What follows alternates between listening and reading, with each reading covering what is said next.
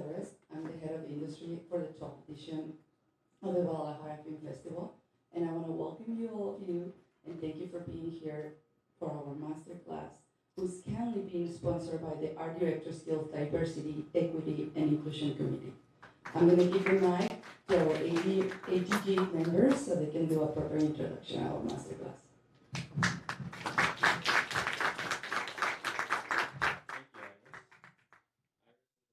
She's been killing it, putting together a lot of these different events for the Guadalajara Film Festival. The ADG Diversity, Equity, and Inclusion Committee would like to thank you all for being here. Part of our initiatives are specifically education, outreach, and making sure that there's equal representation and equity in storytelling, so that people are telling the stories that, represent themselves. So we're very excited. Here, I'm Alex, by the way, and this is Sarah Gonzalez. She's also a member of the AEG, which, for those that don't know, we're the union that represents production designers, art directors, graphic designers, illustrators, scenics, I know I'm forgetting something, previs, model makers, all the types of things that help create and build and design the worlds of the stories that we get to fall in love with every day. So today we are presenting a wonderful conversation with world-renowned production designer Eugenio Caballero. Thank you. Sorry, I'm tongue-tied. Which will be moderated by another ADG member, Dionisio Talafoya, who is one of our scenic artists and art directors. Anything to add? Thanks. Without further ado, Dionisio, you want to come and intro Eugenio?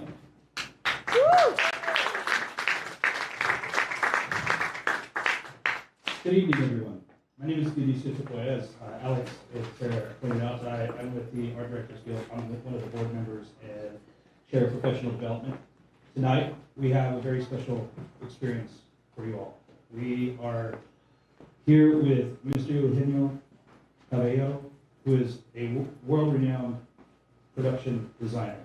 And tonight we're going to be able to tap into his mind and see how he brings these worlds to life.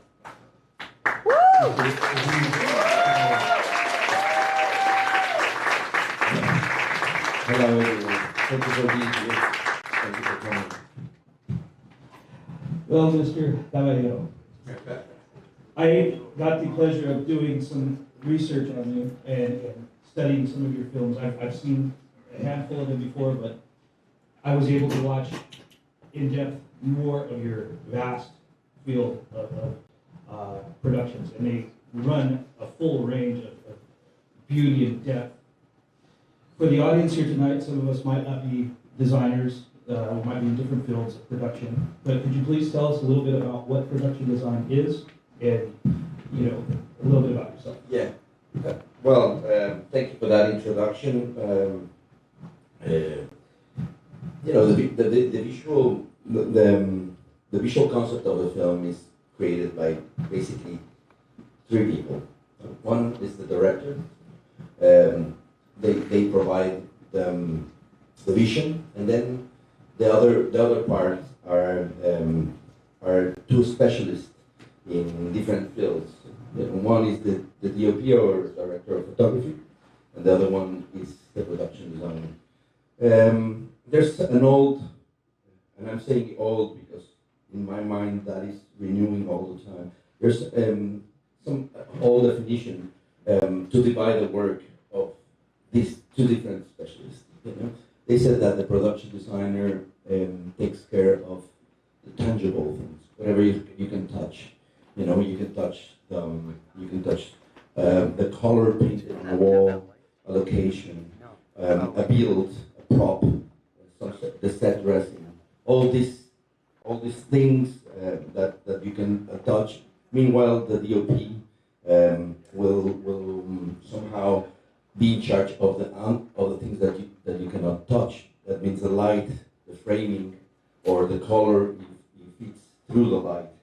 But I'm saying that it's a little old for me, because for me now the digital tools are are, even if you cannot touch those worlds, are a very important tool in my design or in the conception that I have of a space. I tend to think of in a film frame as a painter who actually have a, let's say, a wide canvas, and it has to start filling it up. So you have an idea, and with that idea, whatever you think that it's going to be your set or your frame or how you want the film to look. And in the same fashion as a painter, you use different tools to get into that. Like for example, a painter could use a hard brush for certain strokes, or a very fine brush made with camel, hair to do the little things, or a spatula to hit the canvas differently. I do the same with my tools. My tools, meaning, for example, allocation or a built-in allocation or a digital tool. So I try to understand how I want to fill up this canvas and which are the tools I need to use for that. To do an example, I brought you a little video to explain this thing that I'm trying to explain with words, but it's better with images. And this video it's about a scene in A Monster Calls, a film that I did some years ago in Spain and in Manchester. And so basically the scene as it was written in the script is said something like Connor is making a drawing in his desk in his room.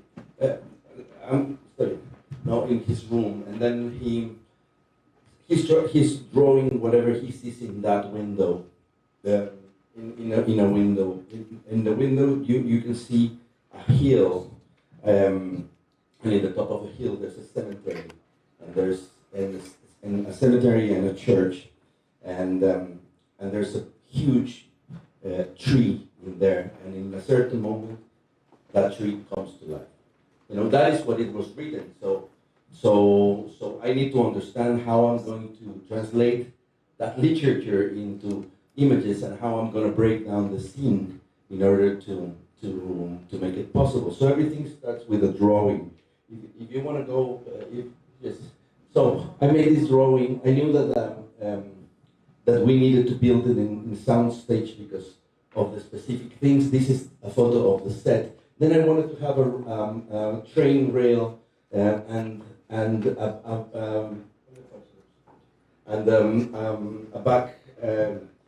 the backyard, and I knew that I need to have a lot of control in the backyard. I decided to put a train track because I wanted to give the idea that it was that this happened in a suburban spot outside of a big city, a big industrial city, to enhance somehow the loneliness of the boy.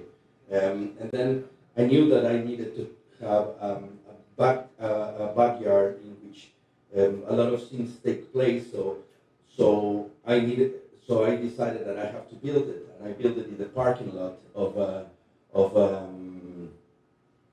I built it in the parking lot of the studio because we didn't have another spot to do it. Puede ser que esté un poquito para atrás. Yes. Just a little bit behind so you can see the drawing. Yeah. Okay. Yeah.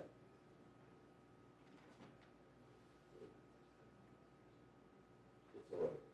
Just let it go. So yeah, again, the set, the window.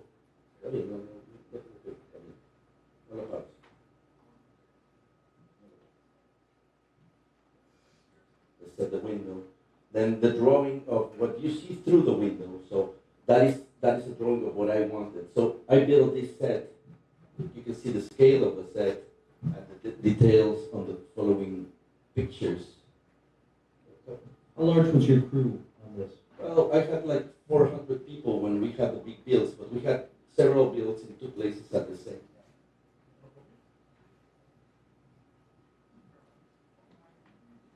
What's happening?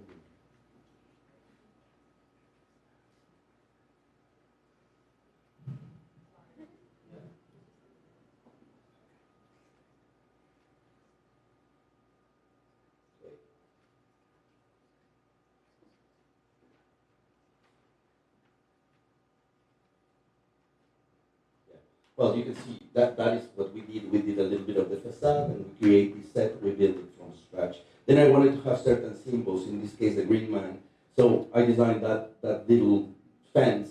That fence, we put it in the base of a hill, but in the hill we didn't have, in the upper part, a cemetery. So we found another location, which is this one, the cemetery, but it didn't have a tree. So we built a tree as well there as a sculpture, at least a part of it. And the scene is like this.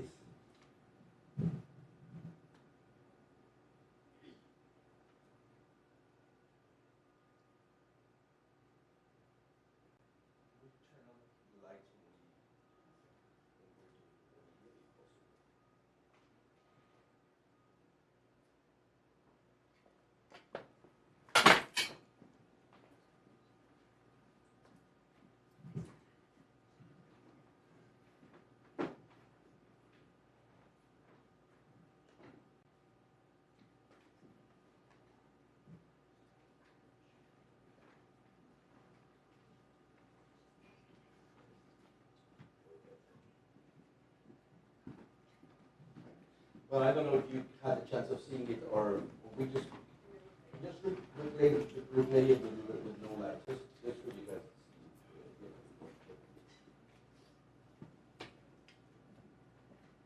Not all of it, but just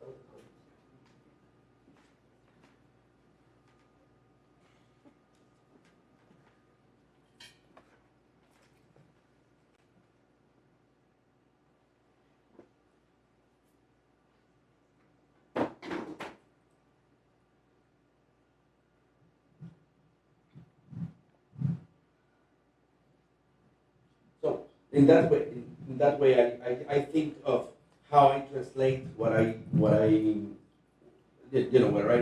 into a concrete thing, into a possible thing to do. Obviously, this depends on the scale of the project you're working at, and obviously the resources you have to do that. But we thought that this was the best way for doing this thing.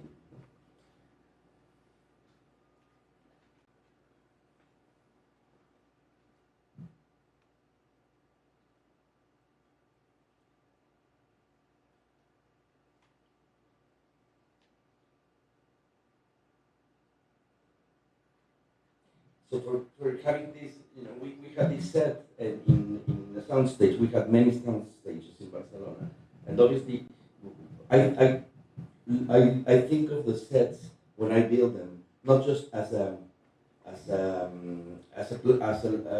set that looks nice, but also that it's very practical to work at. So I create a lot of movable walls and this sort of thing, so we can really shoot at it in a comfortable way. That for me is the big advantage of building sets in soundstage. Tell me a little bit about how you pick your projects, because now that you have such a vast background, how do you go about choosing what you want to do next and what stimulates you? Well, I mean, for many reasons, for various reasons, I don't have one thing specifically that really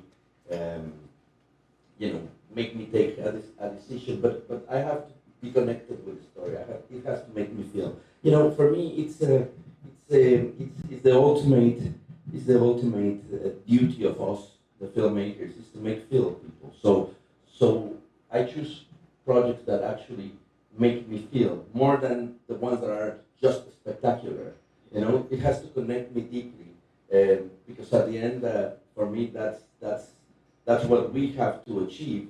And when I was saying that the director provides a vision, and the rest of us, meaning a sound designer, meaning the DOP, meaning the actors, meaning everyone, are tuned with that vision and use the tools in a vast way, using whatever we have in our own craftsmanship, in order to follow that direction, that vision, and we all point to that, to that goal, the goal of connecting with the audience. I think that's when films start to be very powerful, but it's not common. It's in my experience, it's very hard that everyone is really tuned into some goal. That's why making a good film is such a difficult thing. You know, it's a difficult task. Do you tap into your own personal history when you're designing? Is there a lot of personal influence that comes into your designs, or is it more research and Well, it all depends on which project. For example, Roma for me was a very personal project because it really connected me with my own memories that I even didn't knew that they were there. You know, my family. You know, I'm younger than Alfonso, but he was talking something that seemed very familiar to me. So I went to dig in my own dusty memories and also shake a little bit of my family history as well, and I put it there. But that is because it's that specific thing. But I mean, my duty as a production designer is more to understand what is the truth of the film itself or the story itself, and try to design something that works narratively. You know, I don't use the color because I like it, or the shapes or a location because it's cool. You know, specifically because my personal taste changed within the years. I mean, don't have the same taste that maybe 10 years ago. And if I want my films to stay, to have a long life, I need to really put an anchor or hook into something else. And what I found that works for me, it's in the story itself. So I use my three main tools as a designer, which is color, shape, and texture. Everything, even a furniture piece, a prop, a big set, or a location. If you really go to the essence of it, it's just color, shape, and texture. And I use it to somehow tell a story.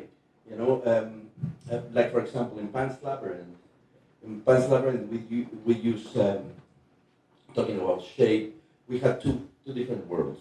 No, the let's say the fantasy world and the real world. The real world was terrible for the little girl. So we want her to be small in there. So we built all the sets in Pan's Labyrinth are built. We didn't went to a location. We built certain things on location, but we really changed the forest. We found a clear spot in the forest, and then we built certain things. But all the interior were built from scratch in the studio. So what we did is we really pushed the idea of having a bigger reality, a bigger design. Let's say the furniture was big, the beams were at least 1.5 of what it should be. You know, they were bigger, so everything really it makes the girl look smaller, and also the colors in reality. They're cold, they're gray, they're blue. No, a lot of steel, a lot of shiny surfaces, which actually are very aggressive. No, and on the other side, and a lot of straight lines and angles. No, and meanwhile in the real world, in the fantasy world, the world that actually gives her comfort, opposite of what it should be, because that world is full of monsters in a certain way, but somehow these monsters bring certain comfort on her. No, and so we opted for the colors were red and gold, and everything is rounded and organic. There's no really straight line in the whole fantasy world. And to show that, I brought this little video. No, yes, the lights down, please.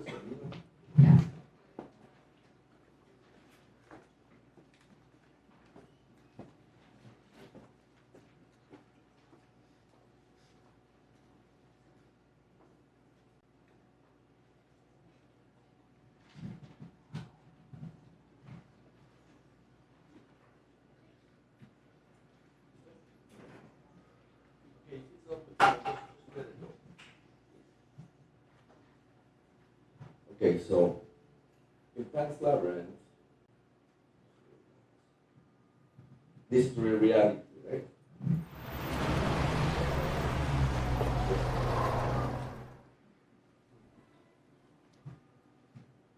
This is reality.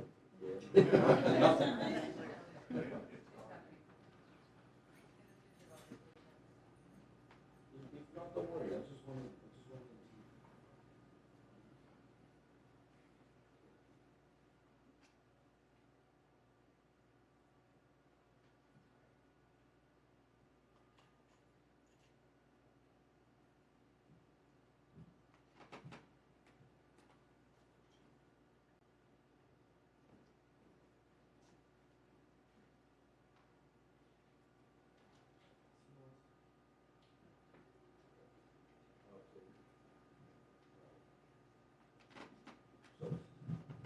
So Pan was a project that was very interesting. You know, the reality. So you have, even in the graphic design, you have the lines, you have the straight, massive structures. That comes from actual designs. The furniture is huge. Is really bigger than life. All the things. This bed was enormous. So she always feels small in the spaces.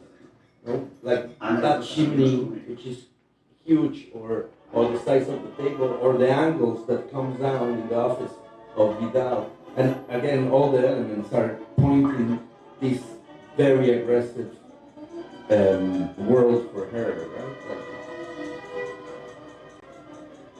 all the sheen in the metal, the mirrors. This world seems quite muted as well, right? Yeah, the muted palette, yes. But it's very cold. The muted palette is very cold. Meanwhile, in the fantasy, you have the whole opposite. You have all organic, no straight lines. You have a warm color of it. It's golden. It's red. Hola, Well, not red, but soy la princesa Moana Very warm. y no te tengo miedo.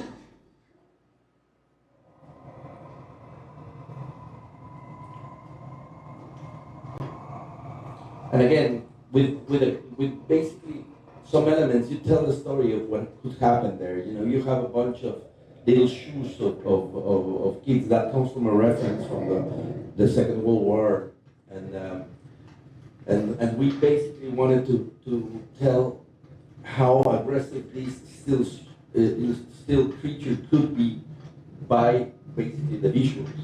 No? I was going to say, the picture tells a whole history of what Yes. goes on. Yeah, and that's what we want. So it's not just a decision about that it looks cool, but it's also a decision of all of these enhance what the girl is feeling. You know, what she, how she's, let's say, placed in the world. And well, you know, you have these sort of mirrors in between that.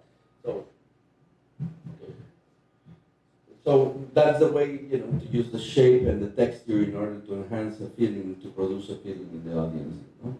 And also, in the same way I use the color, I as an example, I'm going to tell you about, this film is called Impossible. So The Impossible is about a family that goes to Thailand in a happy family trip. Life is full of good things. It's very positive, and then suddenly, boom, the water comes and washes all of these happenings. So they are divided into groups. One is the father with two smaller kids of the family, and then the mother, which is the one that has the worst wounds, and the bigger kid, which is Tom Holland, and basically she ends up in the hospital. Meanwhile, the father starts to look for the rest of the family. So it's about this quest of getting there. And the title, The Impossible, is because in a certain moment they get together by chance, and it's based on a real story of La Familia. A family is called Belon. It's a Spanish family, that they were in Thailand. And then they got together and they managed to go. She, after some surgeries and some days really in between life and death, she survived and they could go out. So we wanted to represent that with colors. So we created a color palette. Yes. If they can play it now and put down the lights, it will be great. And one thing I also wanted to touch on is something that you mentioned in Hans Labyrinth about the scale, how small the girl felt. Yes. And I noticed that in Impossible as well. Yeah. Everyone seems so tiny compared to those vast waves. And I want to talk to you about when we show the video of the scale. Okay, so this is the color palette. At the beginning, as I said, the colors were very vivid. Can we stop it for a second and then put it again after what I'm going to explain, please?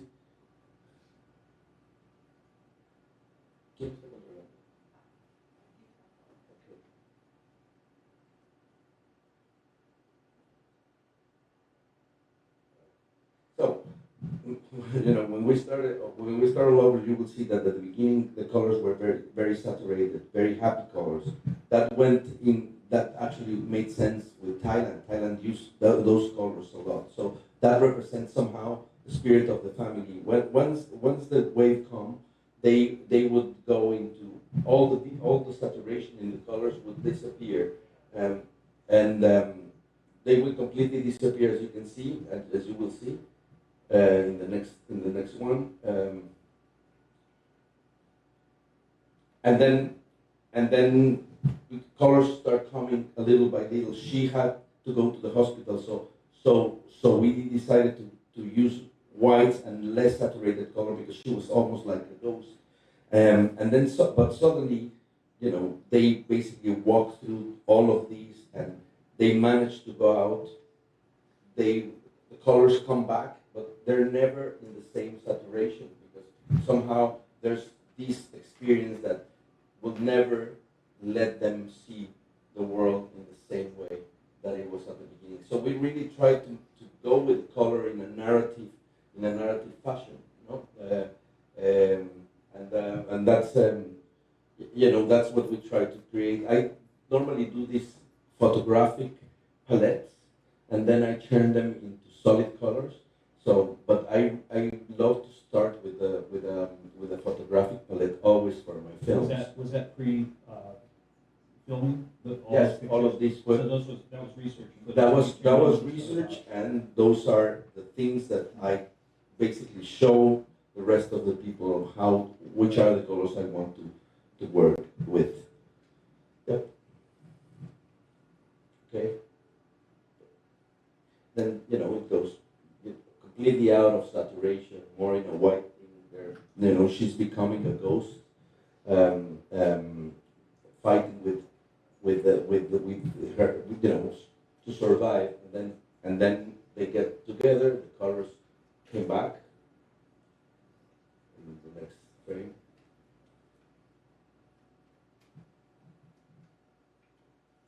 They can basically play it.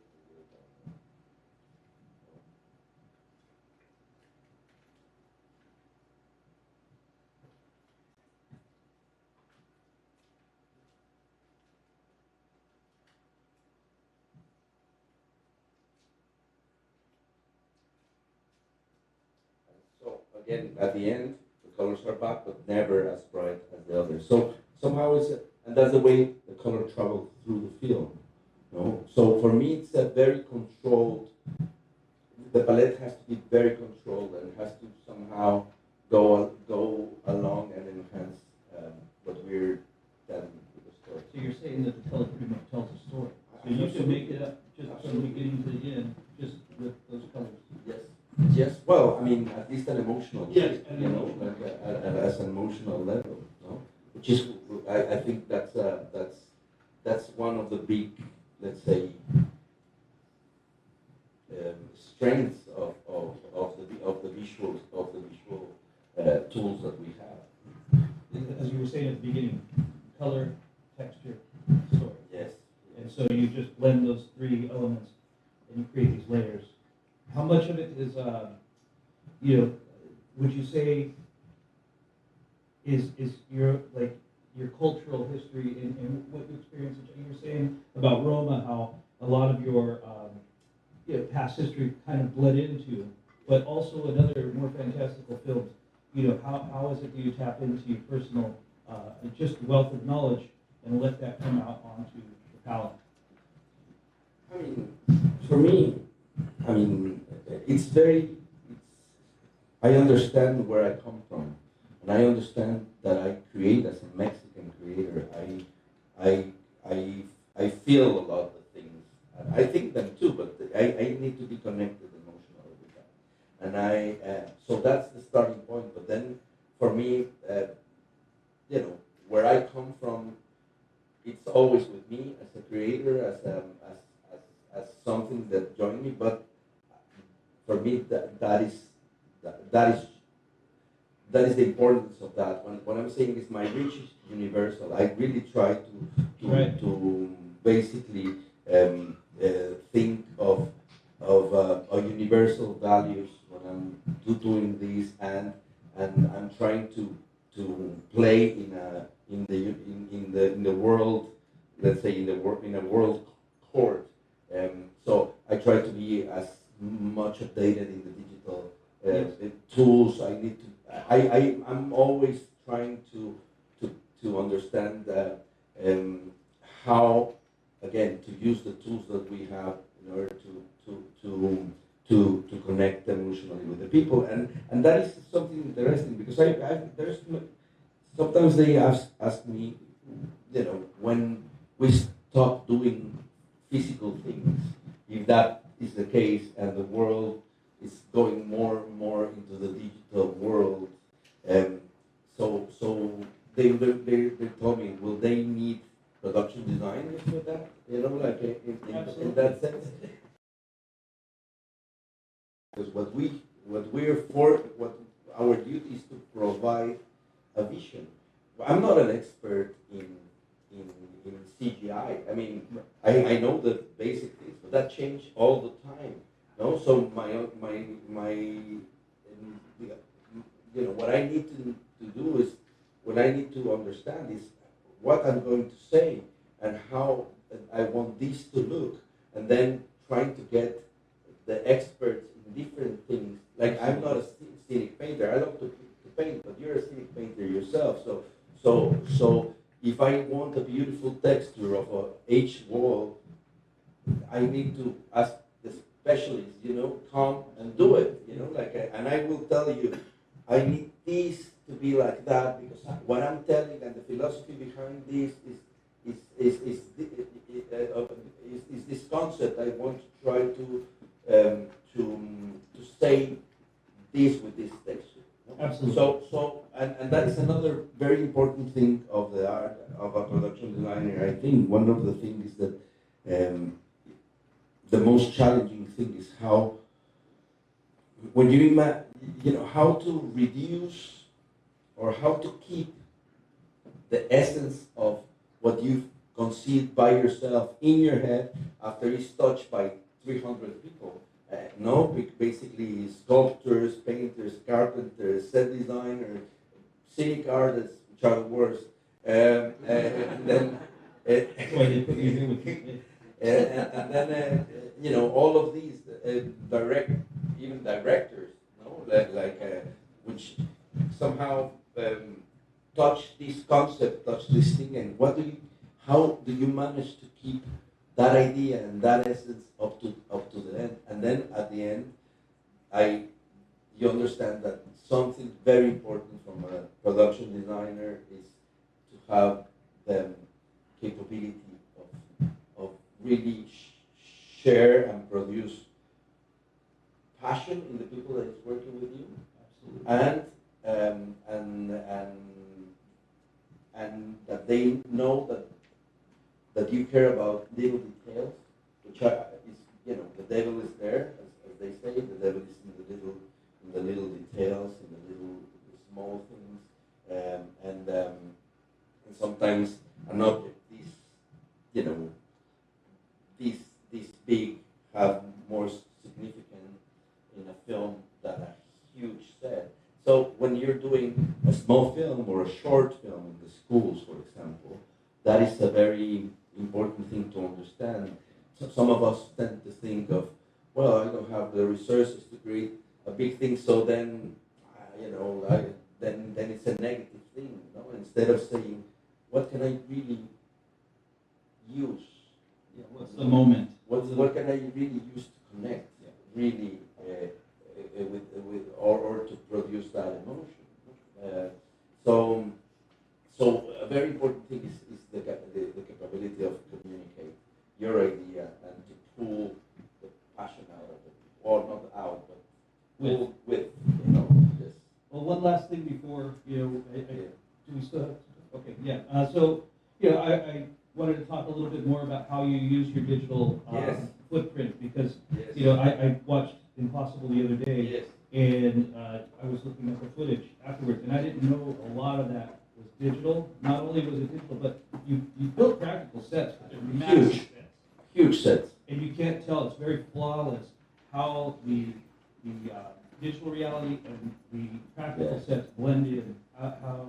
Well, I'm gonna explain it actually with another film. Okay. If you don't mind, I have a little video of Magic. of a film that it's called Amongst the Calls again, and there's this scene. I think it's not the next video, but maybe the other one, the following. Yes, this one. All right. No, not this one. The other one. The next one. So. If you switch it, I explain certain things. So, the puzzle was made in a, let's say, hybrid way. We knew that the digital tools were not there still, because it's a film that actually we shot maybe 10 years ago, more than 10 years ago, and it still looks very actual. And that is because we use a lot of physical things. But this is Amongst the Calls. This is the scene.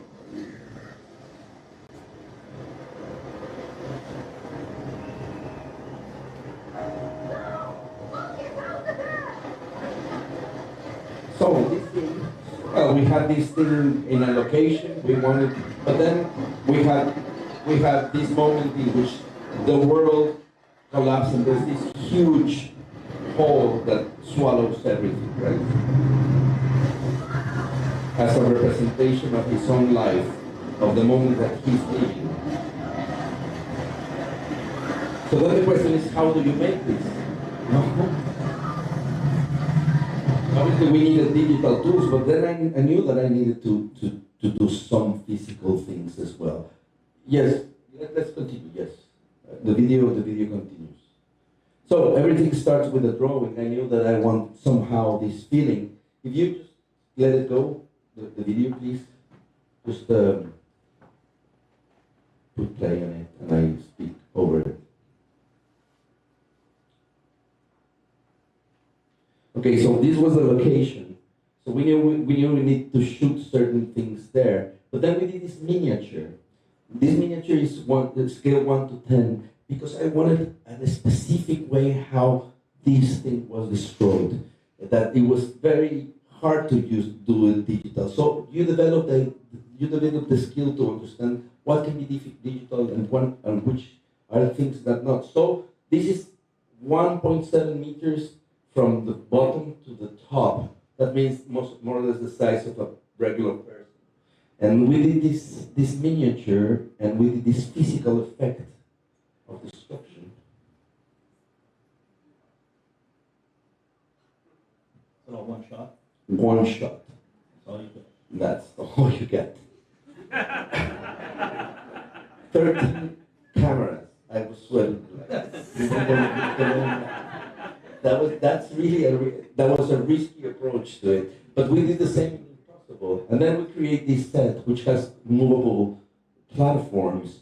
No, they were made like that. So styrofoam and certain things. So this platform would move. So you create the movement for the kid, but then we basically use a lot of digitals around these to glue it.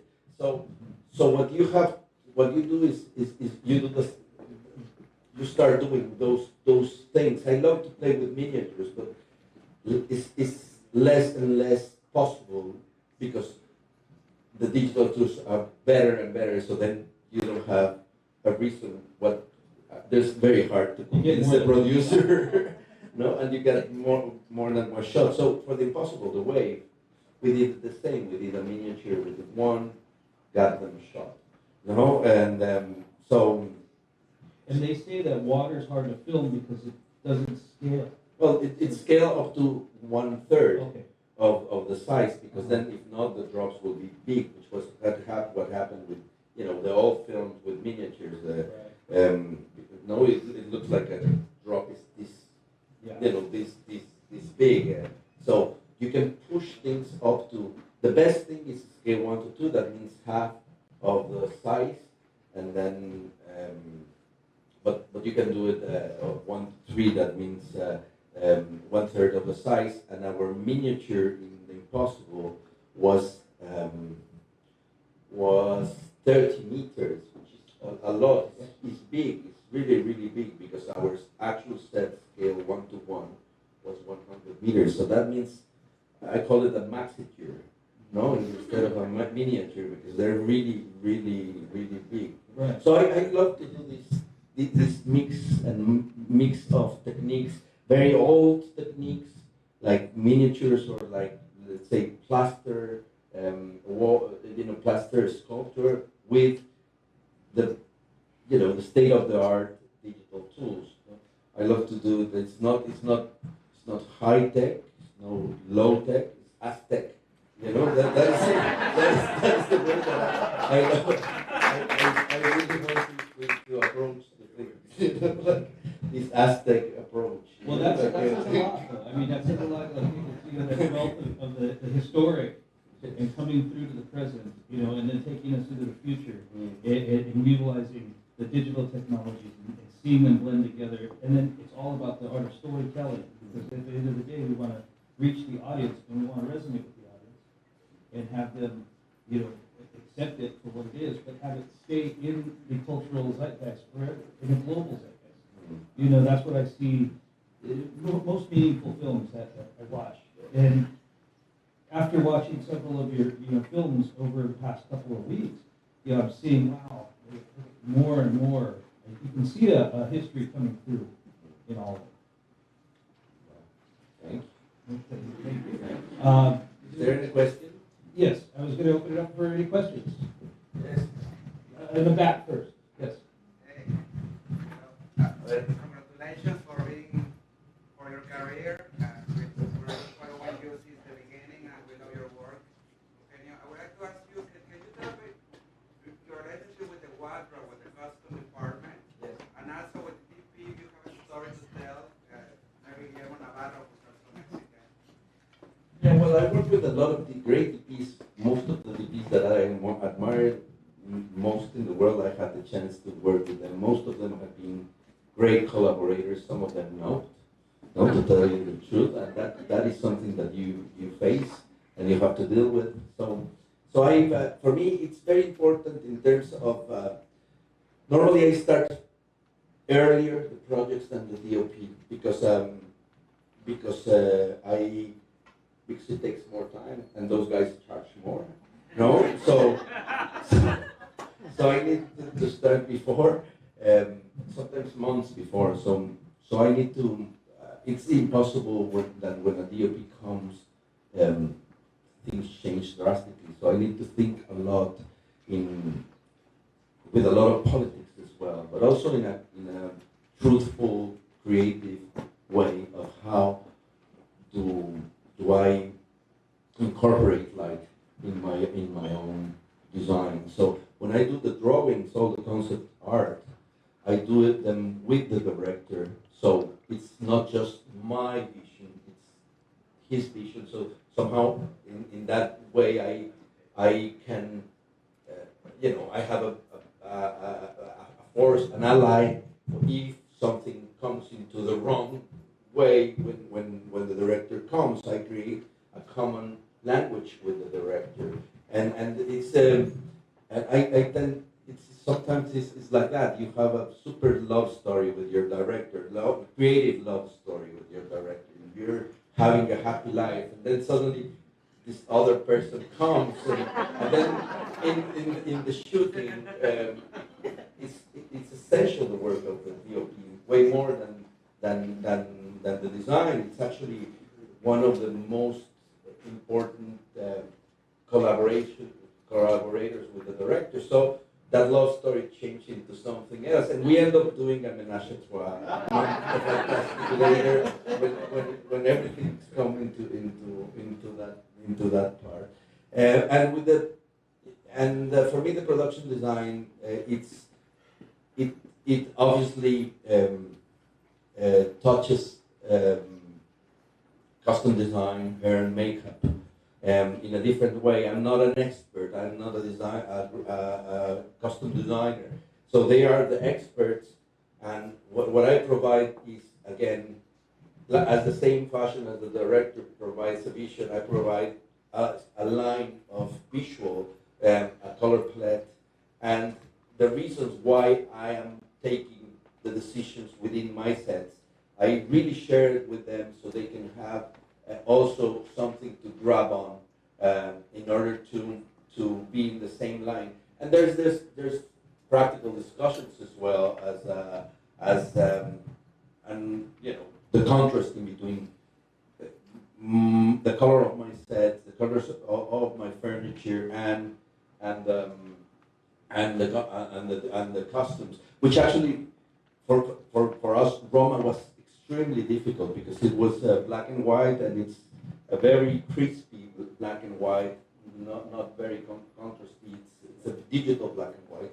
So when you do working in black and white, you notice that maybe that beige and that gray and that yellow and that orange turns into the same gray, when you translate it, and it's very challenging. So what we did is we did a huge color palette of possible colors that we would find with the period objects and the period cars and the period costume design, and we made a translators that we all had in our phones and printed as well, and we decide and we basically played millimetrically with the contrast. We did even paint a wall, like a room, according to the light that was hitting and the action that happened there, in 4 different tones. In order to have, it will look, very similar, but it will help us to work with the contrast very precisely. No, I don't know if that answers your question. Beth. Or Beth. Yeah, I was wondering if you could talk about how you design. I was wondering if you would. Does it work? Yes. Oh, There we go. Well, more or less. I can yell. It's okay. How you design in other parts of the country, like how that is like, and how you find your team of artists. Because especially if you could talk about your first experience. I feel like designing in Mexico in the beginning is always a friend that knows a friend, and you meet all the people, and it's maybe not easier than coming to the U.S. or Spain and designing sets and building all of your teams. How does that work? Well, it's a good question. It's a good question. I tried to touch it a little bit before saying that to be able to communicate your idea is very important. And also another very important skill is to understand what do you need of your crew. And that is very important because sometimes not even the most skilled is the best one for you. Sometimes it's better to work with somebody that can hear you, that can understand you, and then maybe it's a little bit more limited in its skills, but it will push the car towards the direction that you want, and not towards their direction. So I work now. Now it's different because now I have crews in different parts of the world that I work with and that I trust. But the usual thing is that I go, or I used to go by myself to the projects. You know? Like I needed to go and start talking with the production company, saying, okay, who's available? And I did my own research. I went to IMDb. I make some phone calls. I watched the films that were done in that specific place. And it's about going deep. And that is, it's always with, it's the same with the texture, than with your research, than with these things that I'm telling you, like researching on the place you're going. If you really take it seriously, even if it's a small decision. I remember some of my old friends used to laugh at me when I was doing a short film or a music video, because I couldn't go to a concert that I had some tickets because I needed to stay texturing a wall because I was doing everything by myself. And they would say, come on, it's just a fucking, music video, no? Why do you want to stay here all night? And even that was because I cared. I really cared, and that is exactly for me an important thing. Is when I think about the Oscars or the awards that I have had or the career that I have right now, there's no really big steps. There's basically a lot of little steps of things that sometimes they were not going anywhere. Sometimes those music videos were not finished, or the short film was never shown, or something like that. But somehow I believe that it moved certain energy. It showed me that a level of commitment.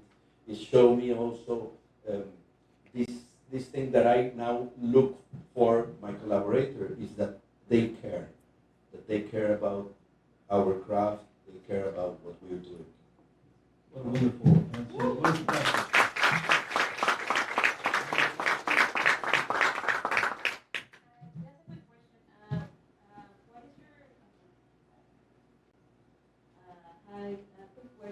How would you start your creative process? How is when you write the script? What is your process? My process is, I've done all kinds of films. For example, I did Roma, in which I had a chance of reading the script until way later with Alfonso. He had a beautiful script written, but he didn't want to share it because he said, for me, it's important to talk about subjects, not about actions. And the script is full of actions. So it's not important what is the action that takes place here, but we're talking in this scene of this of just social inequity. We're talking about urban versus rural. We're talking about separation, about sadness. We talk that way. Or I did the limits of control with Jim Jarmusch, in which we started with just 33 pages written, with certain connections and like that. And he wrote the script while we were doing the trip of locations. When we scouted, we took a long time. Christopher Doyle, which was the DOP, Jim and me, we basically traveled together looking for some locations in a very long, strange scouting, just leaving things, and those things end up in the script through this humor of and this vision of Jim. And then there's more traditional scripts which I read. Normally what I do is when I start a project, I read it. First, I don't make any note at all. I'm just feeling it. Then the second, in the moment I finish it, I start again, and I started making some notes. But the most important thing is not the technical part. It's that there's something that opens in your soul and in your mind, that everything starts to be related to that project. You start, and the inspiration comes from various parts. You know, obviously a methodology of researching, but not just that. Also through literature, what you're reading in that moment, what you eat, what you hear, the music that it's around. When you walk in the street, you start finding little gifts, little presents of that end up in the film. You just basically turn yourself into let's say, creative mode. It's like almost pushing a button, no? And for me, the most important thing is to not cancel that feeling. No, I really enjoy this moment in which I start to live through a story that I just read, no, or to let's say to live with the story that I just read. That is the way. And then, obviously, if you want to go more formal and you need more help with that, I can tell you first research, then some drawings. If you can draw, if you can make drawings, if not, the duty of communicate your ideas is yours. No, so you have to come with anything, maybe a scrapbook, maybe a research book, maybe a group of films, maybe some scenes, many things that you can basically show show your concept or show your concept, whatever you're thinking, and then you know, location scout, conversations with directors, all those things. But the most important thing is that I've noticed a lot with my collaborators that they tend to say they don't understand. You know, it's very common saying, well, this guy, you know, the carpenter didn't understand me. No, putting the responsibility on someone else instead of saying I didn't explain myself well. You know, and that is for me it's very important. You know, like the duty and the responsibility of passing an idea is yours. It's your idea, and so it's not about what if the rest is dumb and doesn't understand. The dumb is you are the dumb that doesn't know how to explain the things. And that seems like a very tiny thing, but it is not actually. You find that more often than what you think. We had Several. I mean, up to the moment it was 8. Okay. You can let us know. Okay. Well, we have one right in the middle of the back of the two back of those. ¿En español le puedo preguntar? Sí, yo te puedo responder en inglés. Sí, porque acá me traducen. Okay. Quería preguntarle si tuvo alguna experiencia trabajando con algún director en el cual lo haga parte del proceso de ensayo con los actores, tomando el ensayo como un territorio de construcción dramática, en el cual el guión es traducido por la actuación y la actuación es creadora de ese territorio de creación. Y si usted ha sido parte de eso como cómplice y como partícipe de esa instancia, ¿no? Como un poco subvertir lo tradicional que tiene la construcción del cine. Yeah, well, the question is regarding if I had been part of a process in which the director and the actors work as a playground, let's say, of a construction of the dramatic part of a scene on the rehearsals, which is very interesting. And if I had witnessed that, the answer is yes. Sí lo he. I'm going to answer very fast in Spanish and then translate it. Sí lo he hecho, sí me ha tocado. No siempre puedo estar en el momento de los ensayos. Entonces lo que yo trato de hacer es dar un playground lo suficientemente abierto para que estos juegos, porque al final son juegos, puedan suceder, ¿no? So what I try to do normally is to create a playground that allows that. But you know, when I'm talking about creating playgrounds, it's just, for me, a thing that I love in a film and that I try to do all the time is to create different layers, you know, different layers within a scene. You know, that's why, for example, I love to, and I respect a lot the actors, a lot, actresses and actors. I really respect somebody that changed their skin and exposed themselves in that moment. So I really try to help them to build their character, to believe their, you know, to believe the truth. So it's not just a matter of having a set that somehow tells things, but I normally, even if they don't open the drawers, I put the clothes, I get IDs with the names of the characters, I put love letters, or you know, certain things that they could find, and they can somehow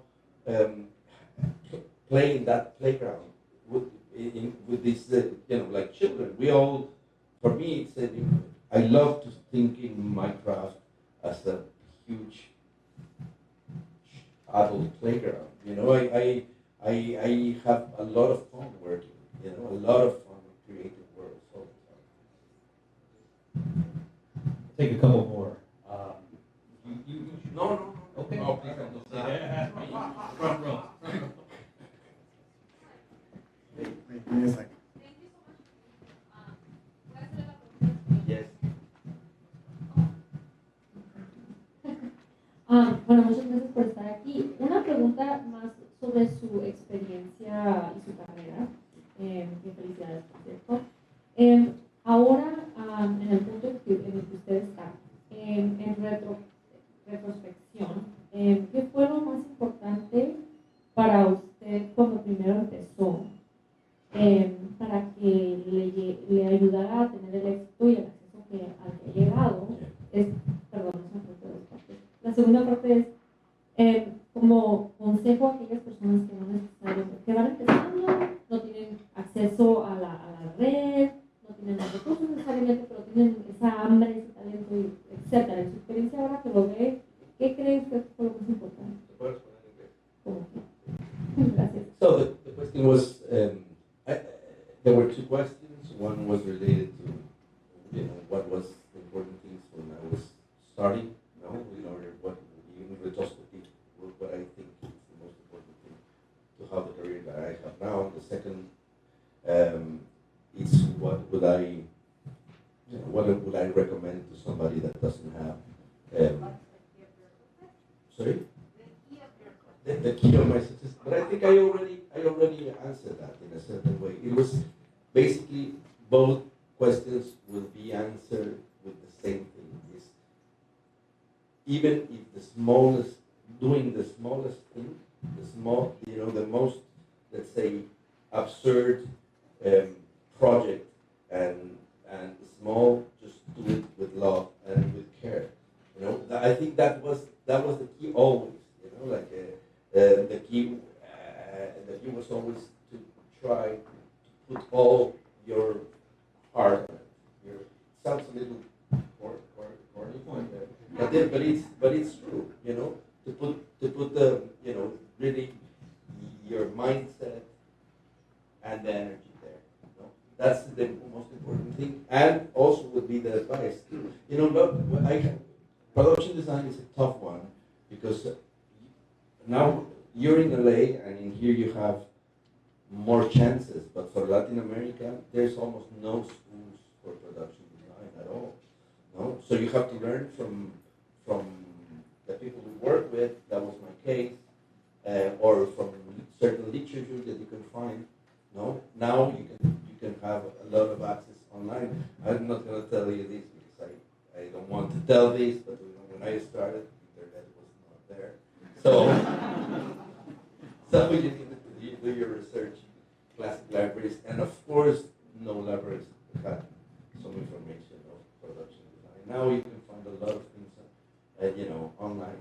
You can find interviews top production designers. The ADG is doing a whole bunch of things of doing that. Some universities as well, the academy as well. Like now there's a little bit more interest. When I started to make films in Mexico, it was basically an utopic thing. We're about a whole bunch of gang in Mexico. I don't know how many millions we are there. And the year that I did my first film, we just made 6 films in the whole year in the whole country. Now we do 190, which is significantly bigger, higher. So thinking about doing films in that moment was almost, it was a no-go. You have to be really stubborn. And I think that is, and put a lot of love and an extra thing in order to get there. That's why I think Alejandro, Alfonso, El Gordo del Toro, Guillermo, all of them, came into, or Chivo, or Rodrigo Prieto, or Memo Navarro, or, all of those guys, or Brigitte, they really put more than 100% in that. So suddenly when they had the chance to be looked at, basically they made a difference. I think that's part of the source of that. Plus the visual tradition, and each one has their own things and strengths. But if I could think of some common ground on that, that would be that. Thank you for your question. We'll take one more. The person, yes, right back there. I think it's you. Standing up. Oh, it's Alex. It's Alex. It's hard to see from. Yeah, the lights. It's a little dark.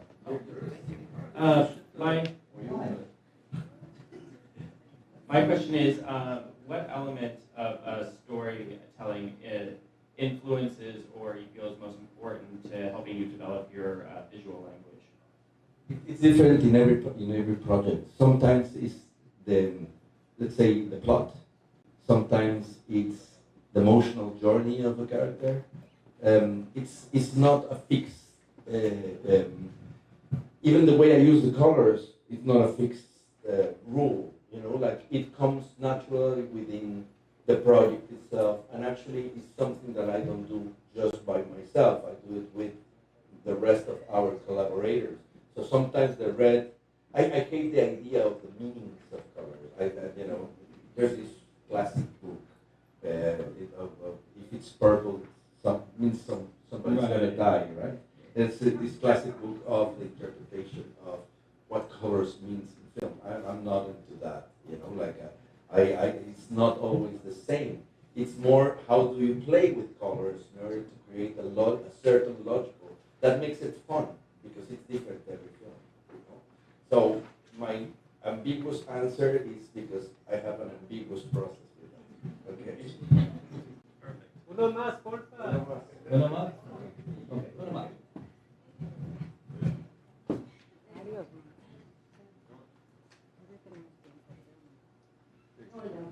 Hola. I was wondering if you can share just a little bit of your thoughts about this other side of our craft, which is the budget and the numbers and this constant, It's terrible subject. Yeah. So I guess the question is also how do you allocate, or since prep you have an idea, or do you rely a lot on your head of department or your director?